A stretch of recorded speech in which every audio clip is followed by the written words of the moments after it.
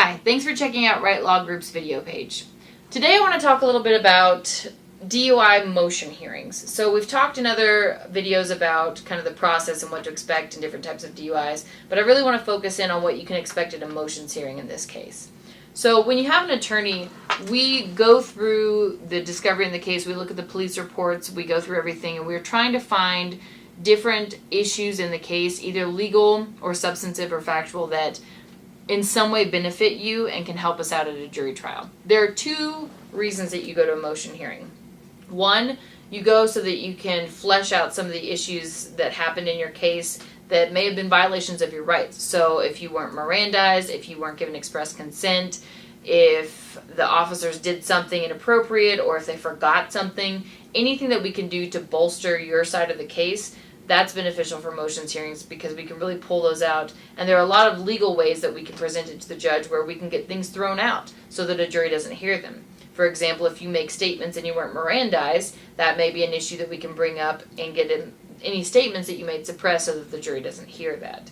With DUIs, there's a little bit of a difference because you don't necessarily have Miranda applying as much as you have express consent, but it depends on the facts specifically and what actually was going on at the time.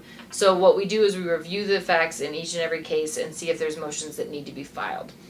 We also look to see whether the officer had any kind of reason to stop you.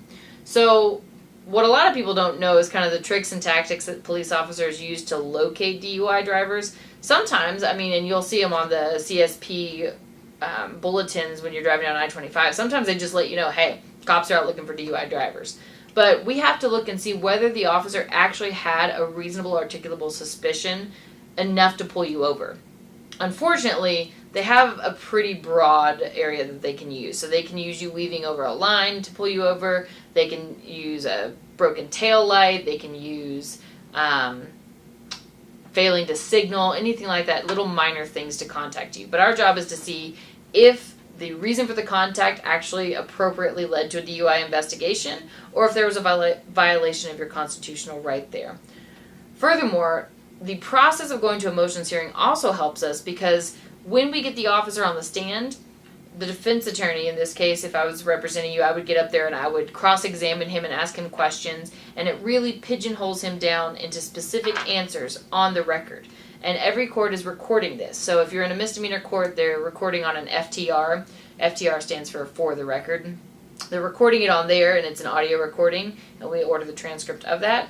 If it's in felony court, a lot of the times you have a court reporter actually taking notes. Either way, it gets the officers to commit to an answer in the transcript, so then we have it on paper. And what I do is I request that transcript before trial, and if they get on the stand and say something different than they said at the motion hearing, then I can bring that document, the transcript, and impeach them with what they said before. Or I can call into question their memory or their credibility if their testimony is changing.